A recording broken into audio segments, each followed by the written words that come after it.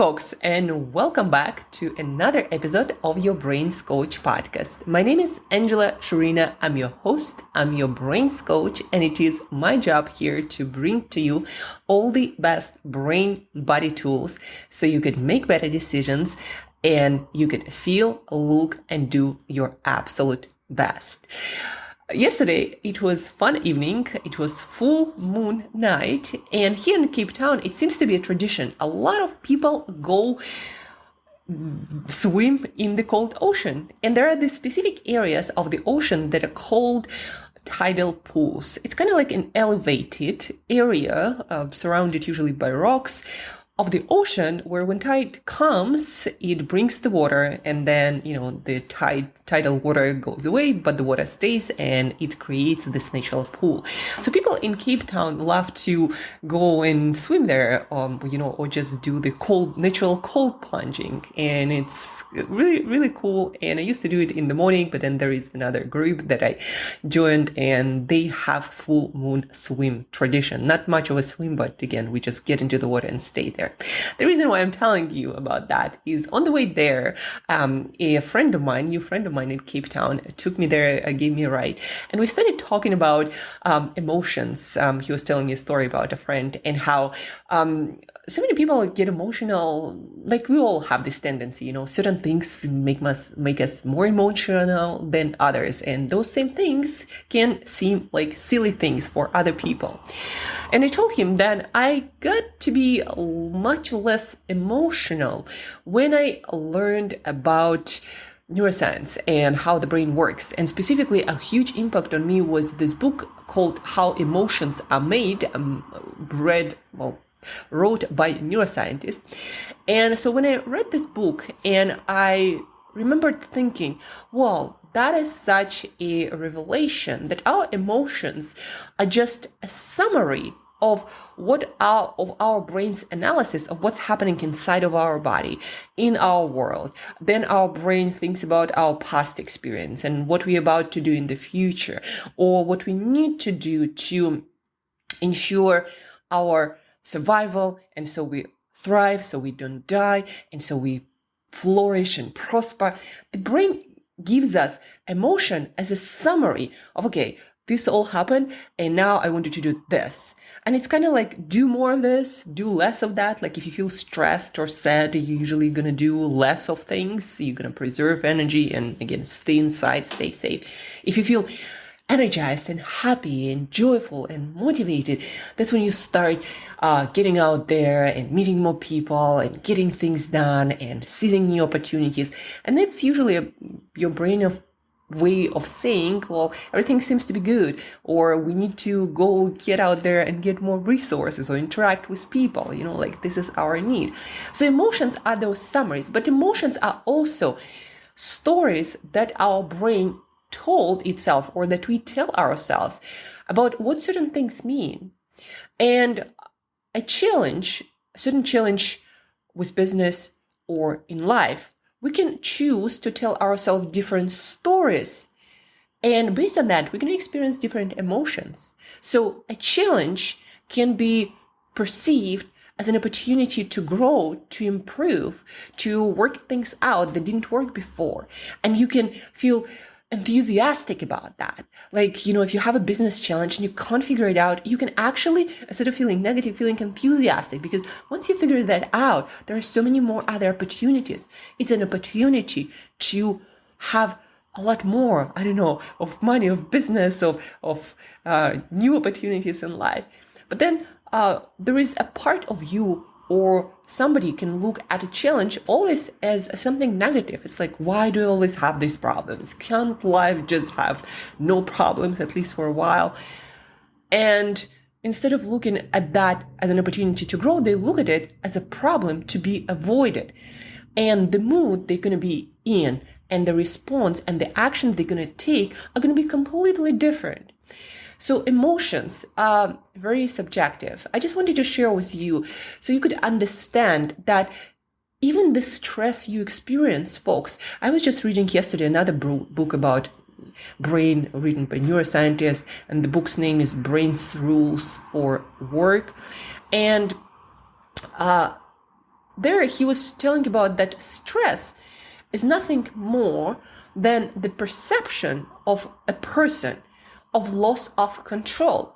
And obviously that perception you can change through stories, or you can change your focus on things that you can control in your life, that you do have control, direct control of. Like, I don't know, your lifestyle choices, your food choices, people you interact with, what you put into your ears, what you read, how you choose to improve or not improve. All of those things are in your direct control. By the way, this is also used by Navy SEALs. I interviewed Rich Divini, the former Navy SEAL commander, for this podcast.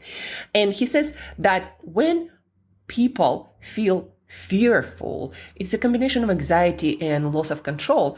And in order to gain that control back, you look at the situation and you ask yourself, what can I control, and what can I do right now to affect the situation, or to just in general feel more control, gain more control over certain areas that you can control.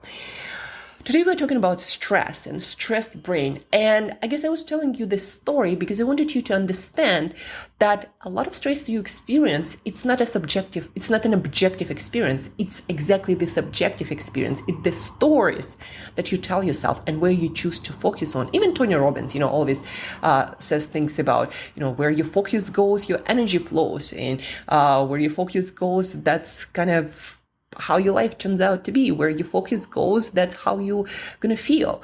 And you can switch this focus. If you feel like you're out of control, then think about the things you can control and put your attention and actions there, because it's the only area that is actually worth your attention. Because things you can't control, there is no point being upset about them. You switch your focus to things you can control. You start feeling more powerful, more in control. You start feeling less stress, and you start taking more actions. And because of that, things change, and because of that, you feel more in control, and because of that, you feel less stress. So this is a gateway for me to start this conversation about stress. And yes, right now, I'm going to share with you this study that's been published in June 2023, so quite recently, about stress and about overeating. But I want you to understand first that stress, the feeling of stress, the feeling of anxiety because of that feeling of loss of control, it's subjective in a sense that you can choose to feel differently. You can choose to focus on things that you have control over. You can choose to take actions toward things you can control, and that will make you less stressed, and that will diminish your stress. And the difference, folks, between people who achieve a lot in life, going through a lot of challenges and adversity, and the difference between them and other people who kind of get back into their comfort, into their familiar, because they feel like there is too much tension, there is too much stress. And to be honest, I think I used to be more on that side. I used to be more retreating kind of person. When things get really hard, I would retreat. So now I'm in the process of rewiring that, specifically in my business. And also in relationships, also lean into discomfort, because that's the opportunity for growth.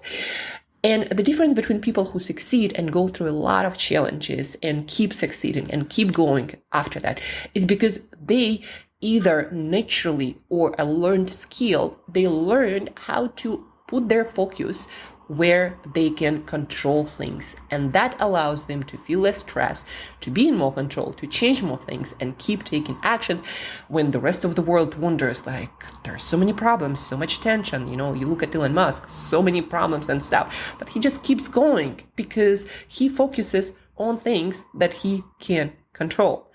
And that's kind of the secret to also no meditation, stress management. You choose to switch your focus. And folks, it's a skill.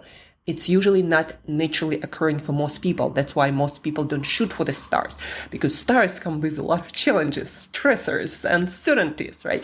But if you learn how to switch your focus all the time on things you can control and not being bothered by things, people, new circumstances that you cannot control, if you learn how to do that really, really well, like no matter what's going to happen in the world around you, the whole world might collapse, but you're going to keep taking action, feeling and looking chill and actually not experiencing that much of a stress. So stress is very subjective. I want you to understand that. And you have the power to reduce that stress at any moment. You don't have the power over everything, but of your subjective perception of stress and how out of control you feel, you can change that. And now back to the study and eating and weight loss. And you'll see how it all connected, right? You can change your focus, you can change your stress state into state of control, and that will diminish your stress. Again, it's not my opinion. That's what scientists, researchers figured out doing all this research in neuroscience, in psychology, etc. Stress is a sense of loss of control. And then your brain starts freaking out because now it cannot control how much energy you get, how much energy you spend, what's about to happen, whether you're going to be safe or not safe, and what's the course of action back then. So it's just like anxiety just grows and grows when you focus on things you cannot control. The study. My computer doesn't want to cooperate this morning. Okay, let me use this. How chronic stress drives the brain to crave comfort food. So again, it was published June 8th, 2023, how chronic stress drives the brain to crave comfort food. And I'm going to read you a little bit of summary at the Fortune magazine online. So how the brain responds to chronic stress. Our findings reveal stress can override a natural brain response that diminishes, that makes less, the pleasure gained from eating, meaning the brain is continuously rewarded to eat. Herbert Herzog, PhD, senior author of the study and visiting scientist at Garvan Institute. That was a study published in Australia. So using mice in their model, researchers examined how different diets affected the brain's response to chronic stress. The results suggest a link between stress and the body's response to food. Stressed mice on a high-fat diet gained twice the weight compared to with non-stressed mice on a high-fat diet. So the gist of that, they put mice on the same high-fat diet. So mice that was stressed chronically, continuously, they do kind of like either zip them with electricity or do some other stressing activities that stress the mice out all the time. And so stressed mice and non-stressed mice. Stressed mice gained twice the weight. And usually when they put a mice on a high-fat diet and they do this experiment, they allow the mice eat whatever, the mice wants to eat. So basically eat freely as they please.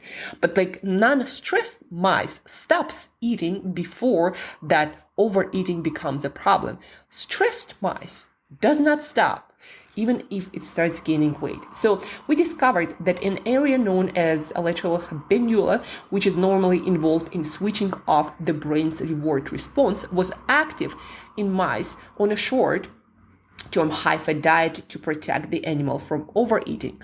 However, when mice were chronically stressed, this part of the brain remained silent. So the part of the brain that makes you stop overeating, allowing the reward signals to stay active and encourage feeding for pleasure, no longer responding to satiety regulatory signals. What's more, the researchers gave mice the option to drink water or artificially sweetened water. The mice under stress consumed the artificial sweetener 3 times as much as the mice who were not. Both groups of mice were on the same high-fat diet. In stressful situations, it's easy to use a lot of energy and the feeling of reward can calm you down. This is when a boost of energy through food is useful. But when experienced over long periods of time, stress appears to change the equation, driving eating that is bad for the body long term. So the gist of this diet, and that is specifically, folks, relevant to diets that are highly palatable. We are talking about different snacks, ice creams, cookies, processed carbohydrates in any form of pastries or bread or pasta. Did I say pasta again? Pizzas, etc. So that response seems to be the most profoundly obvious in mice specifically, but also it seems to be that correlates with people who eat processed foods. So if you were to eat non-processed foods, if you were to eat natural foods, foods, as we talked about on one of our previous podcast episodes about low dopamine diet.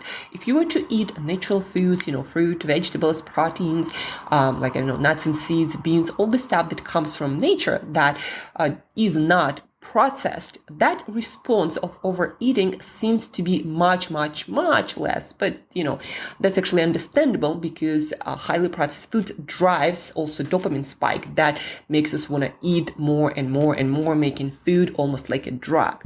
But this study is just first of its kind that showed that chronic stress specifically, changes the way the brain works, and it switches off that satiety response. And that's what causes people eat and eat and eat, or in this specific case, mice eat and eat and eat. And then beyond the point that it's healthy and it becomes kind of, counterproductive. But the brain just works this way. What can you do? So what can you take away from this? Stress, chronic stress, unmanaged stress, if you always feel like you are under a lot of pressure, a lot of uncertainties, you have a lot of anxieties, so your response to food not going to be healthy, not going to be, you cannot do intuitive eating while chronically stressed. You're going to overeat because the brain's region responsible for stopping you eating when you had enough is not active. It doesn't function that well. So that's what I want you to understand. You need to learn how to control your stress. One of the tools is learning to switch your focus, just like Navy SEALs do, just like entrepreneurs, very successful entrepreneurs do, going, from zero to hero, building just empires in all different areas of business. That's what all of them learned how to do. How to have the stress, but not being affected by it, but instead focus on things they can control and just keep going. So the same works for eating. If you find yourself chronically overeating and it affects your health, it affects your life, and it's got to change, well, we talked about before on episode number 1 about a low dopamine diet. We talked about eating essential foods. So all of that is crucial, is foundational to start getting back to your natural hunger. But then also stress eating can make you overeat, even if you eat healthy diet. And the reason why I can say for sure with certainty that that's exactly what happens, that's how it worked for me and for the clients I worked with who had problems with overeating. And it's almost every single client I worked with, because I also worked as a weight loss coach for 10 years. So I used to have emotional eating problem. Whenever something stressful would come up, whenever I didn't know how to deal with certain stressful situations in my relationships, I couldn't figure them out. I felt, lonely, misunderstood. I didn't know how to deal with my relationships, build great relationships, and how to deal with relationship with myself, right? How to be happy by myself when things are not that great in, other areas. So until I learned how to navigate stressors and dissociate food as a tool to manage my stress, and until I learned other stress management techniques, you're about to learn the second one besides switching your focus. Until I learned all of that, every time I would feel stressed, emotionally disturbed, upset, anxious, sad, I would start eating food, and I couldn't stop. I needed to have a lot of food. And very often it would be like eating a ton of salted nuts, or just a ton of cooked food, sweet potatoes and fish, even though, I can confess that eating a lot of protein, even though it was kind of satisfying, but it was also hard. So you stop much earlier than if you eat, let's say, ice cream. But, healthy cookies, whatever there was, I would eat a lot of it. And then, of course, I would go and exercise and be on some strict diet for quite a while. So it was quite a roller coaster, to be honest. But the most important part of this journey was that I didn't deal with problems in my life, and they just stayed there, right? You're going to get a quick fix, but the problems stay there, and you didn't resolve anything. You didn't fix anything. You didn't make anything better. You just ate a bunch of food and made yourself better. Life stayed the same. So that was the real problem, not the eating necessarily.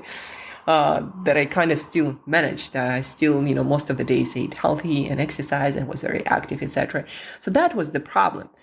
But this podcast is about weight loss. Now, what can you do, folks?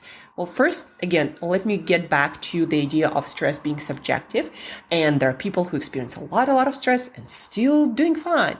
And that's because they don't actually experience it internally that much. They focus on things that they can control. So if you feel like you're out of control all the time, you're going to feel stressed all the time. So you need to put your attention where you can control things, where you need to focus where you can control things, where you can change things, where you can be in charge. And also look at other areas of your life, like maybe at work. If somebody controls your schedule or the way you work, well, maybe you can change that. Have you ever thought about that? Right? Maybe just people on the other side don't know that they cause you so much stress, and you can communicate with them and tell them, well, let's maybe, figure out how to do our internal communication, our Slack channel, our external communication, our email. So I have also some control over time that I can dedicate to deep work and working on projects that require my focus. So that's just one example, for example, to deal with a lot of uncertainty at work. A lot of people don't negotiate because it's uncomfortable, right? And here is the second tool that can make this discomfort, any discomfort, that will lessen your perception on a physiological level. So we're going to learn how to switch your body, your nervous system from stress state to rest and digest state, from fight or flight to rest and digest. We're going to switch on your parasympathetic nervous system, part of nervous system that is in charge of rest, of recovery, of chill vibes, of being calm, focused, at peace. We're going to switch that on with the exercise you're about to hear. And we're going to switch off the, oh my God, what is happening? I'm all over the place. I'm stressed, I'm anxious, right? This fight or flight part of you. That focuses on things that are out of your control. There is actually a neat hack, tool, whatever you call it, research-based, works for every single person as long as you're a human being. So that will help you to switch your nervous system from stress to rest. And that's exactly what I used in my case of emotional eating. And that's what I teach all of my clients to start rewiring different habits, not just eating, but a lot of different non-working patterns. Somebody starts smoking, somebody starts drinking, somebody starts, arguing with other people. People have these patterns to help them deal with stress that are not necessarily really good long-term, like smoking or drinking, right? Or overeating. So what is the tool that will help you to switch into rest, relax state where you're not going to feel like you need to engage in those behaviors? The more you practice it, the more profound the effect is going to be, and the less you're going to start associating food, for example, as a stress cure, or drinking, or smoking, whatever that might be, right? The more you do these breathing exercises at the moment of stress, the less you'll need the other substance to make you feel better. Substance or behavior for different people, different things. We have two most popular type of exercises that are used for this purpose of stress relief, that switch your nervous system into a different mode from stress to rest. Number one, physiological sigh seems to be the most effective according to current research. And that is double inhale and long exhale. I want to, make sure that you understand that exhale has to be long, twice as long, focus on the long exhale. Double inhale is kind of like when you cry,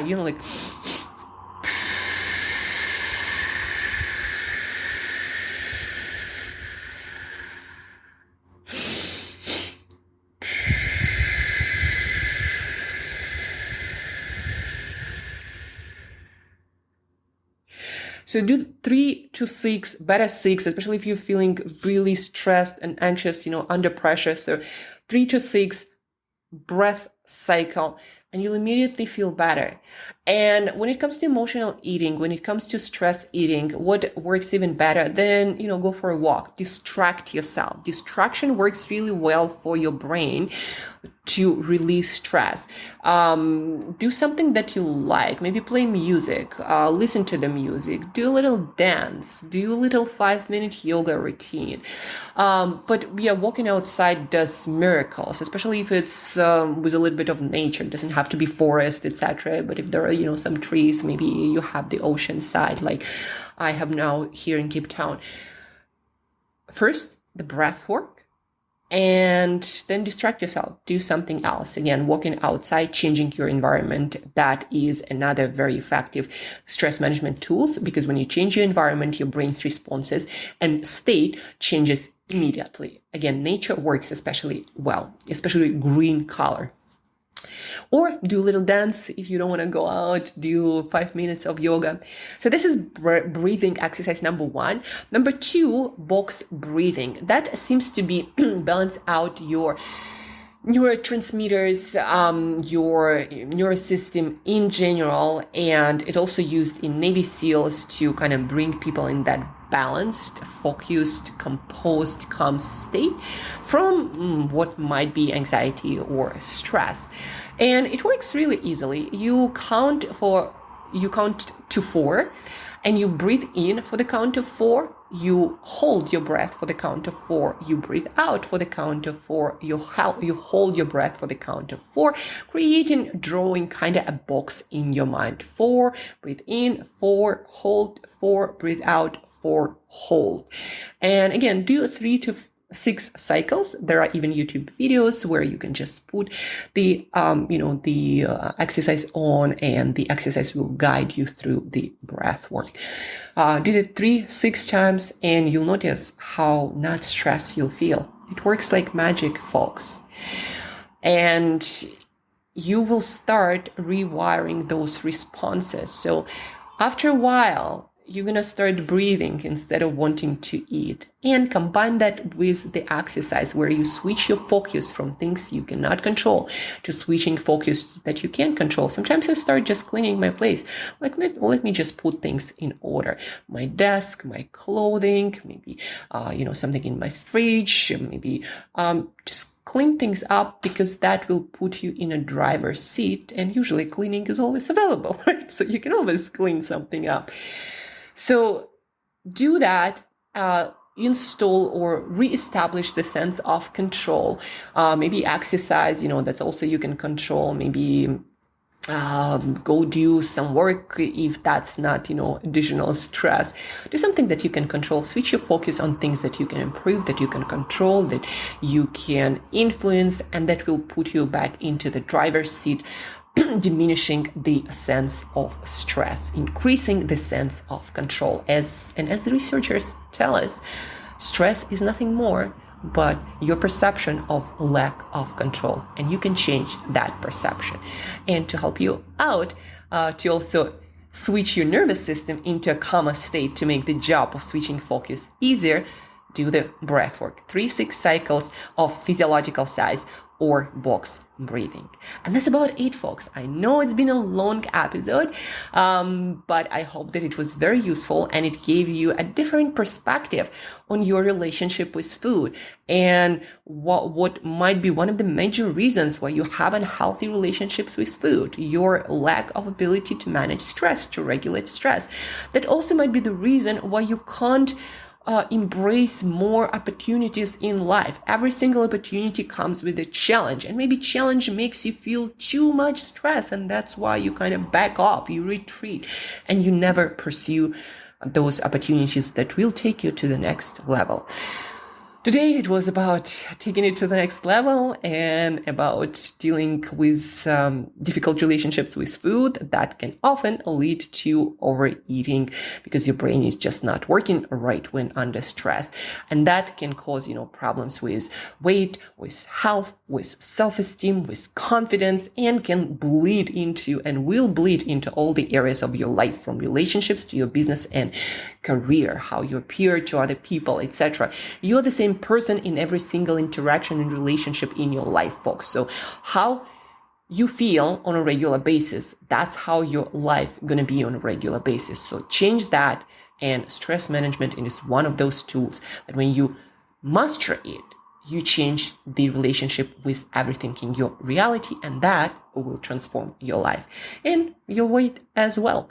I got into my ideal weight like 5-6 years ago, and I stayed there ever since. Never felt like I needed to go on any kind of diet or do any sorts of restrictions. I just, eat what my body needs, and I don't feel the urge to do anything different.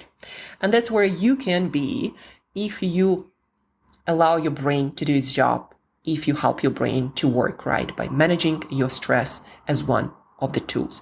For all the rest of the tools, like eating your essentials, eating low dopamine diet, that can screw up your reward responses in the brain, listen to the episode we did last week. Listen to the episode we did on Monday. What was the episode we did on Monday? Low dopamine diet. It was eating essentials. It was on sleep and light, and mind-blowing connection between not viewing morning light that I'm about to do and your sleep and your appetite control. So listen to that on Monday, the mind-blowing connection between morning light exposure, appetite, sleep, and weight gain. And if you have any questions, if you'd like to work together on your ideal body weight journey, so you lose your weight and never have to worry about any diets and just feel normal around food, if you'd like to work on that, Angela at brainbreakthroughcoach.com. But also I help people to rewire all kinds of habits that just don't work for them, breaking bad habits, installing new habits, don't work with addictions, so don't, count me in for that one. But other than that, if you want to work together on your health, on your weight loss, reach out, Angela at brainbreakthroughcoach.com. Now we have Health 360 Blueprint program that is getting traction and popularity. It's me helping people to install habits in sleep, stress management, nutrition, fitness, mindset, motivation, procrastination, all of that, folks, is there. Health 360 Blueprint. Again, that starts with sleep, with light exposure, with nutrition, with exercise, obviously, the foundational stuff, and goes deeper into the brain and mindset.